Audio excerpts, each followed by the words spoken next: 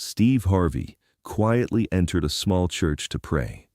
And what happened next shocked everyone and proved that sometimes the most powerful miracles happen not when we're seeking attention, but when we're seeking God in the humblest places. And our willingness to listen can save more than just buildings. It can save communities, faith, and hope itself. It was a quiet Sunday evening in November 2023, and Steve Harvey was driving through a neighborhood on the south side of Atlanta when he felt an overwhelming need to pray. He had just finished a difficult week of filming, dealing with personal challenges and the weight of decisions that affected not just his career, but the livelihoods of hundreds of people who worked with him. Steve wasn't looking for a grand cathedral or a famous church where he might be recognized. He needed a place where he could sit quietly with God, away from cameras and crowds and the expectations that came with being Steve Harvey. That's when he spotted Mount Olive Baptist Church, a small brick building that looked like it had seen better days, with a simple wooden cross above the door and a hand-painted sign that read, "All are welcome." Steve parked his car and walked toward the church, noticing that the front steps needed repair and the paint was peeling on the doors. But something about the humble building called to him, and he gently pushed open the heavy wooden door and stepped inside. The church was small, maybe 30 pews in total, with simple wooden furnishings and windows that let in the golden light of the setting sun. At the front of the church, kneeling before the altar, was an elderly black man in a worn suit, praying so intently that he didn't notice Steve's arrival. Steve slipped quietly into the back pew and bowed his head, grateful for the peaceful sanctuary and the opportunity to pray without distraction. But as he sat in the silence, he couldn't help but overhear fragments of the elderly man's prayer, and what he heard broke his heart. "Lord, I've served you faithfully for 43 years in this church," the man was saying, his voice thick with emotion. "I've baptized babies who are now grown with babies of their own. I've married young couples and buried their grandparents. This church has been my life, and I've tried to be the shepherd you called me to be."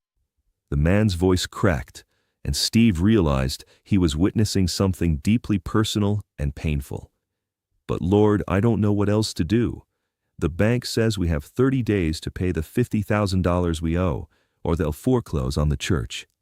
The congregation is down to 15 regular members, most of them seniors on fixed incomes who give what they can, but it's not enough.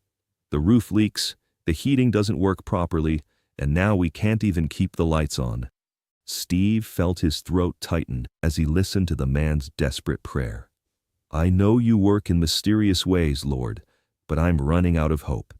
If this church closes, where will Mrs. Patterson go to feel close to her late husband? Where will the Johnson children come for after-school tutoring?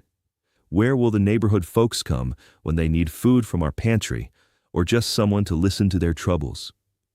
The elderly pastor, for Steve now understood this was the church's minister, continued his prayer with the faith of a man who had spent a lifetime trusting God, even when circumstances seemed impossible. "I'm not asking for a miracle for me, Lord. I'm old, and I can find another place to worship.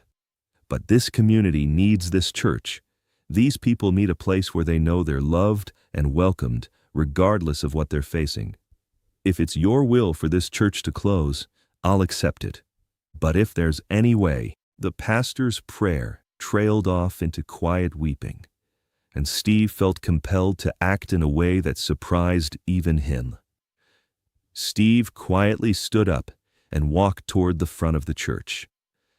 The pastor, startled by the sound of footsteps, looked up to see a well-dressed man approaching him.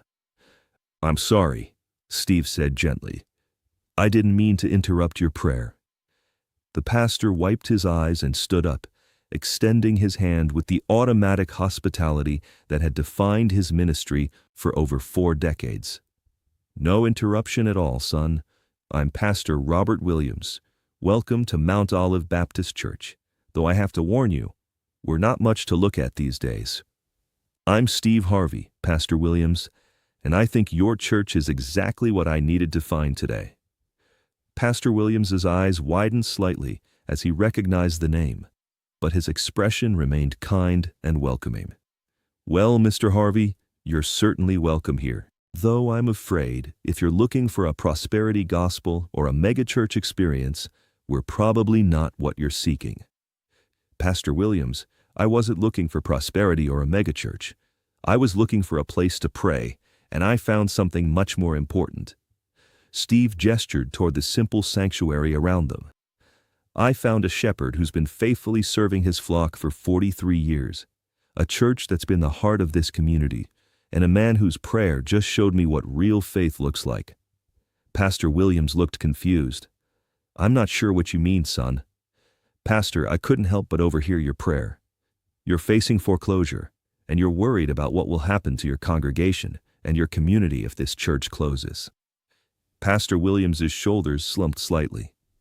"I didn't realize anyone else was here.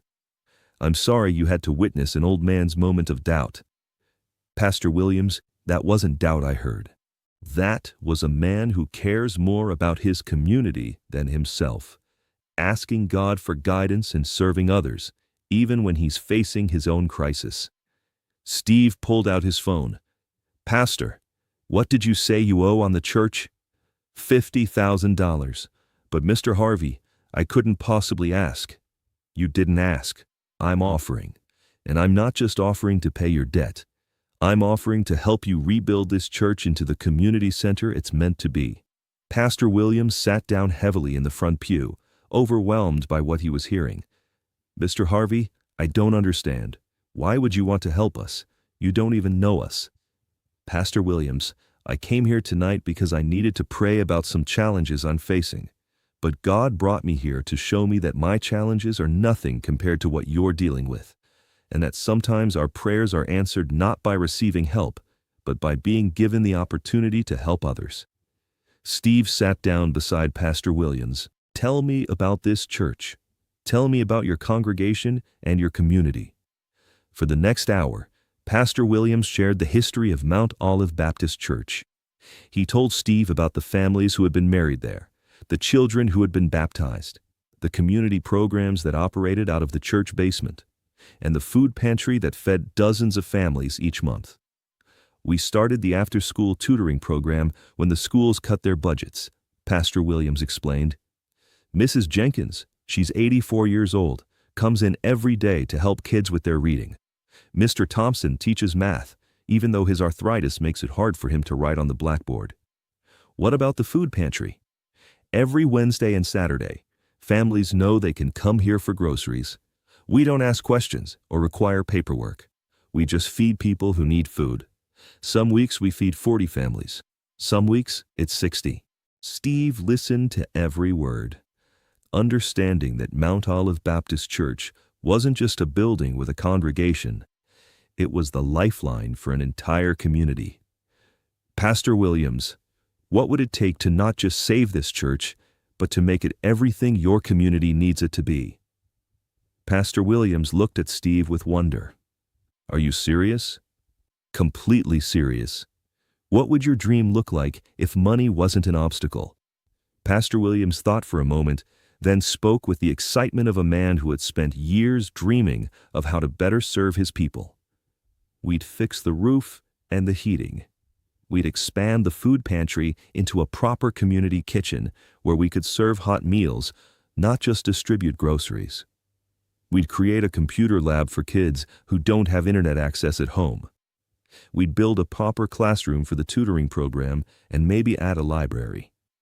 We'd start a senior center program for our elderly members who are isolated and lonely. We'd create job training programs for people trying to get back on their feet. Pastor Williams stopped himself. "I'm sorry, Mr. Harvey. I'm getting carried away." "Don't apologize for having vision, Pastor. Keep going."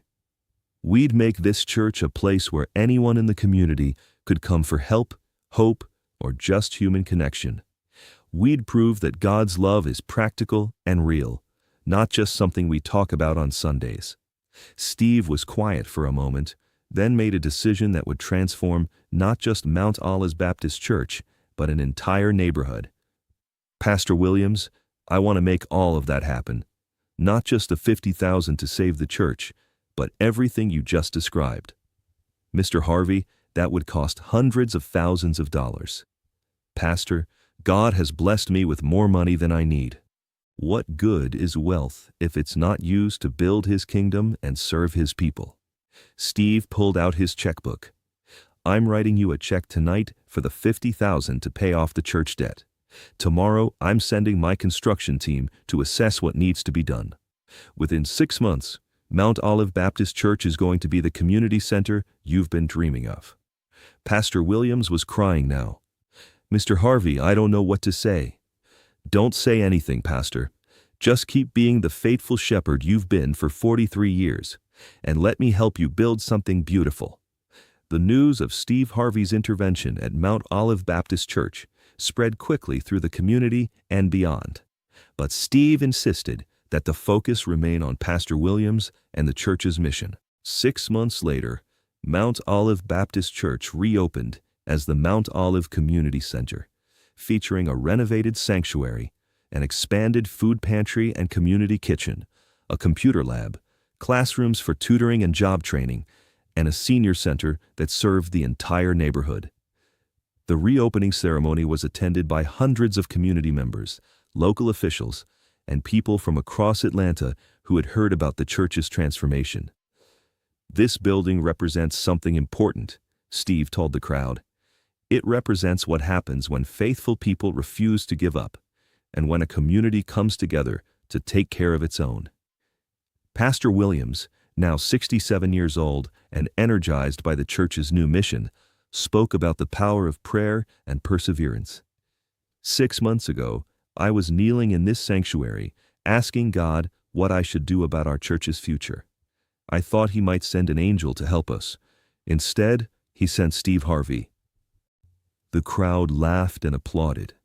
But Pastor Williams wasn't finished.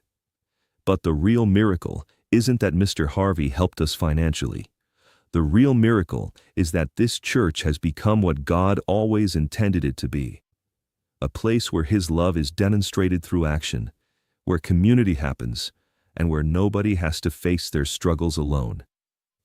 Today, Mount Olive Community Center serves over 300 families each month through its various programs.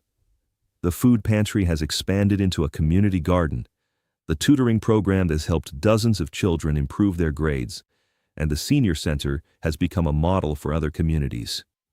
Steve visits the church regularly, not for publicity or recognition, but to pray in the same back pew where he first heard Pastor Williams's desperate prayer.